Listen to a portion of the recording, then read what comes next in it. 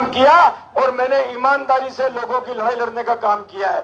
मुझे आज भी याद है जो धनराज बोल रहा था अभी, और धनराज की बात अधूरी रह गई कि जब कांग्रेस की सरकार के अंदर भी गुजर आरक्षण का मामला उठा तो भीलवाड़ा के अंदर रेल की पटरियों पर जाके बैठने के लिए मैंने ये नहीं सोचा ये कालूलाल जी मेरे साथ मुजरिम है, रामलाल गुलेरा सिंह के मेरे मुजरिम है, राम प्रसाद मुजरिम, सब मुजरिम है। हम सब लोगों ने ये नहीं सोचा और मैंने कभी नहीं सोचा कि मेरी पार्टी मुझे क्या कहेगी। और सिर्फ एक जाति के लिए नहीं, क्योंकि जो व्यक्ति 36 कौम की सेवा करना चाहता है वो कभी एक जाति, एक धर्म, एक संप्रदाय, एक समाज की बात नहीं कर सकता। और मैं आपके सामने यहाँ इसलिए नहीं खड़ा हूं कि मुझे आप लोगों से कोई बात कहकर अपने नंबर बढ़ाने हैं। धीरज गुजर आपके सामने इसलिए खड़ा हुआ है क्योंकि ये न्याय की लड़ाई उस दिन जब हमने शुरू करी वहां पर समाज के पंच पटेल मौजूद थे, अकेला धीरज गुजर नहीं, मेरे साथ तमाम लोग जो इस मंच पर आज बैठे हुए हैं वो सब लोग वहां पर मौजूद थे। और उस लड़की के पिता ने पहली बार एक बात कही, उस बात को मैंने हिंदुस्तान में बहुत कम लोगों के मुंह से कहते हुए सुना। उस लड़की के पिता ने अपने मुंह से कहा था कि मुझे मुआवजा नहीं चाहिए, मुझे मेरी बेटी वापस चाहिए, और अगर बेटी नहीं मिल सकती है मैं धन्यवाद दूंगा। उस घर के मकान मालिक के घर के अंदर शायद 2-5 लाख रुपए भी नहीं होंगे, उसको अपने बच्चियों को पढ़ाने के लिए पैसे भी नहीं होंगे, उसका घर का जीवन यापन बकरी और भेड़ पालन से चलता है, उसके घर पे पूरी जमीन भी नहीं होगी, पर उस किसान ने आपसे हमसे ज्यादा महानता दिखाते हुए एक झटके में हम सबको खरीद लिया। उसने कहा या तो मुझे मेरी बेटी वापस चाहिए या मुझे उन दरिंदों के गले में फांसी का फंदा चाहिए। और मेरा दुर्भाग्य है मैं राजनीतिक दल का पदाधिकारी होकर संवैधानिक पद पे हूं। अगर धीरज गुजर संवैधानिक पद पे नहीं होता तो फैसला ऑन द स्पॉट होता और उस फैसले को दुनिया याद रखती। मैं आज आपसे कहना चाहता हूं, बेटी किसी की भी मरे, बेटी किसी की भी मरे, अगर वो बेटी मरती है और मरने के पहले उसके साथ बलात्कार होता है तो सिर्फ मुआवजे से हमारी प्यास नहीं बुझ सकती है। जब तक उसके कातिल जिंदा है तब तक हम सब शर्मिंदा है और हमको शर्मिंदा होना पड़ेगा।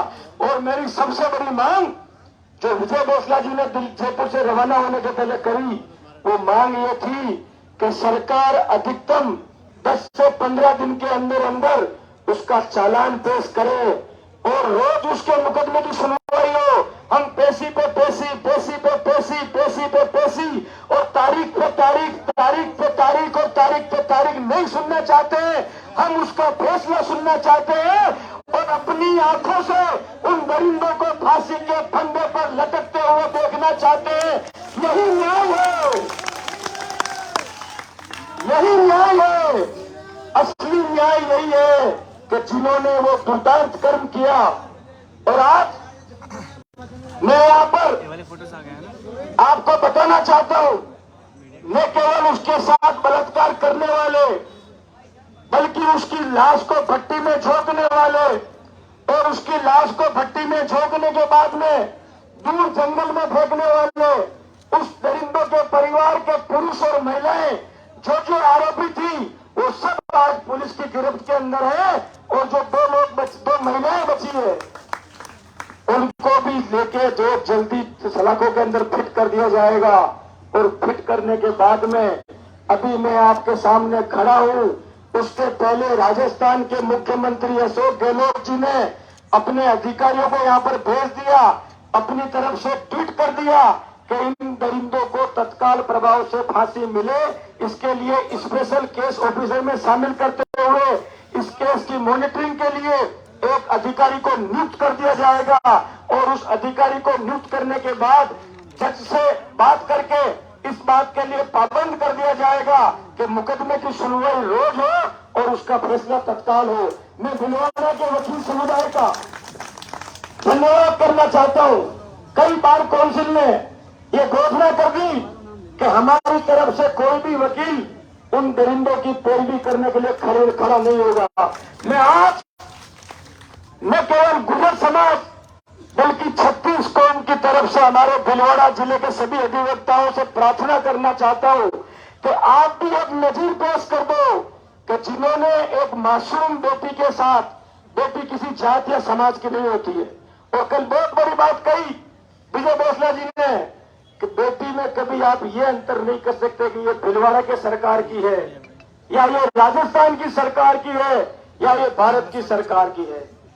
जो भी नेता, चाहे वो धीरज गुजर हो, चाहे इस मंच पर बैठे हुए दूसरे जीते हुए एमएलए या हारे हुए लोग हो, या इस राजस्थान की सरकार हो या देश की सरकार हो, ये हिंदुस्तान की बेटी है और इसको राहत देने की जिम्मेदारी हर उस व्यक्ति की है जिसके मन में मानवता है।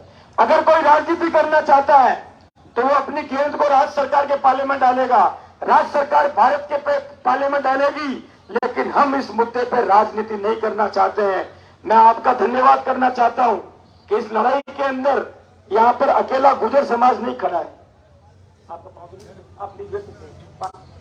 इस लड़ाई के अंदर यहां पर अकेला गुर्जर समाज नहीं खड़ा है, यहां पर अकेले राजस्थान के लोग नहीं बैठे हैं।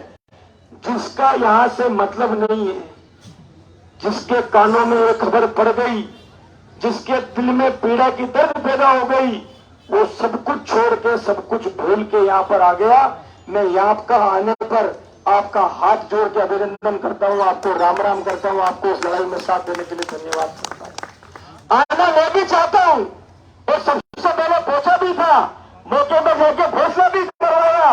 उस फैसले के अंदर हमारे साथियों ने भगवान देवमान की सौगंध खा के मौन भी रखवाया, लेकिन उसके बाद क्या हुआ और क्या किया उसके ऊपर मैं नहीं जाना चाहता, क्योंकि मैं अपनी बेटी की लड़ाई को कमजोर नहीं करना चाहता। धीरज गुजर मिट सकता है, लेकिन आप सबका इकबाल बुलंद रहना चाहिए। धीरज गुजर चरणों में झुक सकता है लेकिन मर सकता है, लेकिन आपको किसी के चरणों में झुकने नहीं देगा। ये मेरी सौगंध है और मैं आज आपके सामने इस खुले मंच पे कह रहा हूँ, इस भिलवाड़ा जिले के मेरे जो पसंद करने वाले लोग हैं वो तो इस बात को जानते हैं, जो मुझे नापसंद करते होंगे, जो अपने दिल में मेरे प्रति थोड़ा बहुत खटास भी रखते होंगे, वो भी इस बात को जानते हैं कि जो कह दिया वो कर दिया। मैंने पहले भी कहा था कि मेरे लिए राजनीति से ऊपर न्याय है, मेरे लिए असत्य से ऊपर सत्य है। धीरज गुजर के लिए लोगों की सेवा करना सबसे बड़ा दायित्व है और उसके अंदर मैं अपना पराया नहीं देखता।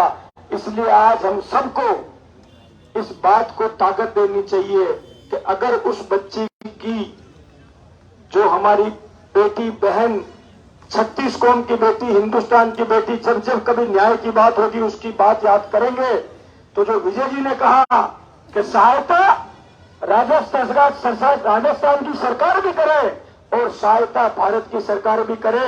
बाकी मुआवजे के लिए हम लोगों के हाथ इतने खुले हुए हैं कि जो एक बार महंत जी हाथ ऊंचा कर देंगे, सुरेश दास जी महाराज और यहाँ बैठे हुए हेम जी और इतना समाज यहाँ बैठा हुआ है, अगर एक बार हाथ ऊंचा कर देंगे तो शायद पैसे को रखने की जगह कम पड़ जाएगी।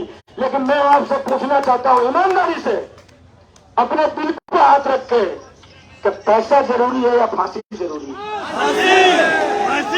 मैं आपसे मन से पूछ रहा हूँ, इस जाजम से पूछ रहा हूँ, अपने आप को ज्योतिष इसको मानता सोबर होगी कि पैसा जरूरी है या फांसी जरूरी है? सच्चा मन से बोल रहे हो ना? ये फैसला साथी नहीं पूछना चाहते हैं कि पैसा जरूरी है या फांसी जरूरी है?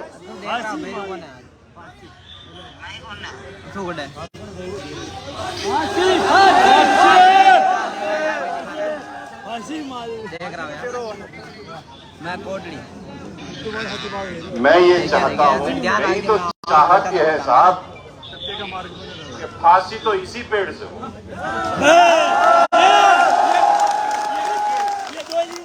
लेकिन हम न्यायिक बंधनों में बंधे, एक साथ हुए हम बंधे हैं। मैं अफगानिस्तान में नौकरी करके आया हूँ, तालिबान कैसे लॉ करता है मुझे पता है। मेरी तो इच्छा ये है कि वही हो, लेकिन हो नहीं सकता क्योंकि हम बंधे हैं। इसलिए जो न्यायिक प्रक्रिया है उससे कार्य हो, लेकिन फांसी तो जरूर होनी चाहिए। और वो फांसी कब होगी? वो फांसी तब होगी जब, क्योंकि फैसला अदालत फाइलों और सबूतों के आधार पर देती है।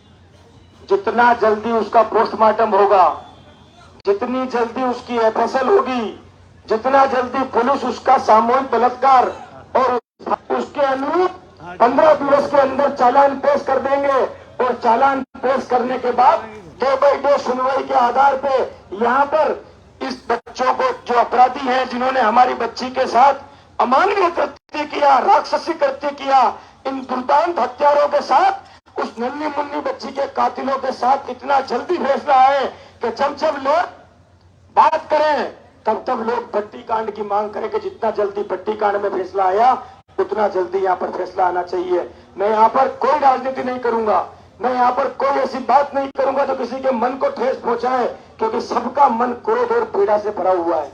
हर आदमी अपनी अपनी तरह से प्रयास कर रहा है कि उसको उसका फायदा मिल जाए, और जिसने जैसा प्रयास किया होगा भगवान उसको वैसा ही फल देगा। और इस मुकदमे के अंदर ये मैं जरूर कहूंगा और बार बार कहूंगा, और आप भी जब जाना तब कहना, मैंने मेरे जीवन में बहुत से आदमी देखे, पर ऐसा बहुत कम देखा मैंने कि कोई आदमी, कल आप भी गए बोसला साहब, तब एक बार मैं आपके मुंह से सुनना चाहता हूं कि आपको उस मासूम बच्ची के पिता ने क्या कहा, मैं आपके मुंह से सुनना चाहता हूं।